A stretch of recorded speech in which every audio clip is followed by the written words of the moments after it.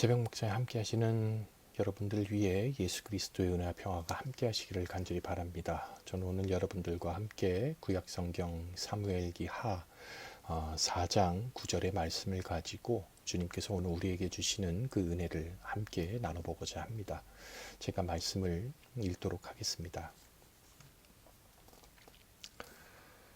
그러나 다윗은 브에롯 사람 림몬의 아들 레갑과 그의 동생 바하나에게 이와 같이 대답하였다. 온갖 죽을 고비에서 나의 생명을 건져주신 확실히 살아계신 주님을 두고 맹세한다. 아멘. 다시 한번 새벽 묵상에 함께 하시는 여러분들 위해 예수 그리스도의 은혜와 평화가 함께 하시기를 간절히 바랍니다. 우리가 성경의 지리적 배경을 살펴보면 그 말씀의 의미가 조금 더 깊이 또 입체적으로 다가옵니다. 그래서 그런지 성지순례를 가는 또 의미 가운데 하나는 하나님의 말씀의 깊이를 좀 더 깊이 입체적으로 이해할 수 있는 또 하나의 방편이 아닐까 생각이 되는데요.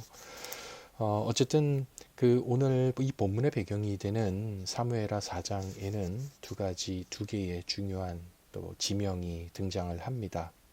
하나는 요단강 동편에 위치한 마하나임이고요. 다른 하나는 남쪽 유다 산지에 위치한 헤브론이라고 하는 지명입니다.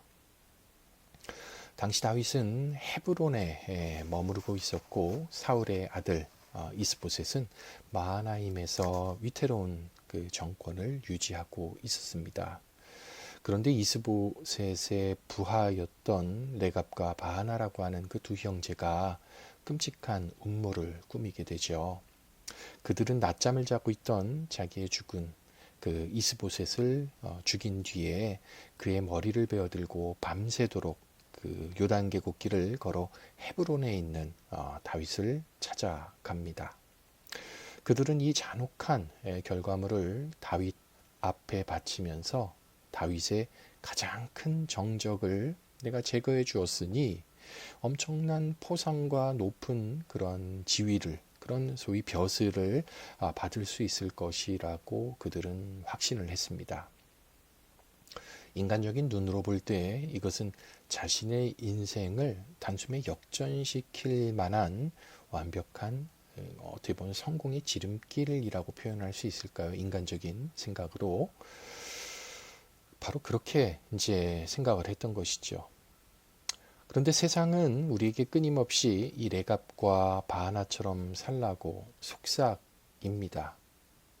남을 밟고 올라서더라도 때로는 양심을 속이고 편법을 써서라도 결과만 좋으면 그만이다 라고 하는 생각으로 우리를 유혹할 때가 이 세상은 많이 있다는 것이죠. 과정이 어찌 되었던 간에 내 손에 성공이라고 하는 그 결과물을 쥐고 있으면 모두가 나를 위해서 박수 쳐줄 거야. 모두가 나를 우러러보겠지. 모두가 나를 부러워하겠지라는 그런 생각으로 유혹할 때가 많이 있죠. 다윗의 입장에서 볼 때도 당시 이스보셋의 죽음은 꽤 반가운 일이라고 생각할 수 있을지 모르겠습니다.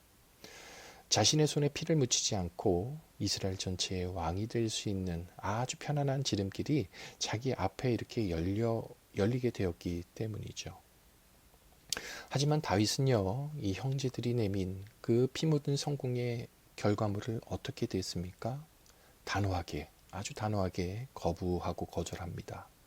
9절에 이 다윗의 고백인데요. 여기에 보면 내 목숨을 모든 환난에서 건져주신 확실히 살아계신 주님을 두고 내가 맹세한다 라고 다윗은 이야기합니다. 다윗은 잔혹한 편법을 써서 가져온 그들의 공로를 칭찬하지 않았습니다. 다윗은 자기의 인생을 지키고 왕자를 완성하시는 분은 바로 오직 주님 한 분뿐이시다. 오직 모든 환난에서 나를 건져내 주시는 하나님뿐임을 그는 확신하고 그런 신뢰로 나아가고 있었다는 것이죠. 사람의 잔꾀나 피 묻은 지름길을 통하지 않아도 살아계신 하나님께서는 반드시 하나님의 때에 그 시간에 맞춰 하나님의 방법과 계획대로 자신을 높여주실 것이다 라고 하는 그런 굳건한 믿음 위에 서 있었다는 것이 바로 당시 다윗의 입장과 생각이었습니다. 우리가 일상 속에서 소위 편법의 그런 지름길을 기웃거릴 때가 많이 있음을, 그런 유혹을 또 많이 받게 되는 경우들이 있죠. 그런데 그렇게 우리가 눈길을 기웃거리는 이유가 있다면 그것은 무엇이겠습니까? 바로 내 삶을 해결해 주실, 내 삶의 문제를 해결해 주실 분은 주님이신데 그 주님을 향한 신뢰가 온전하지 못하기 때문에 그런 것 아닐까요?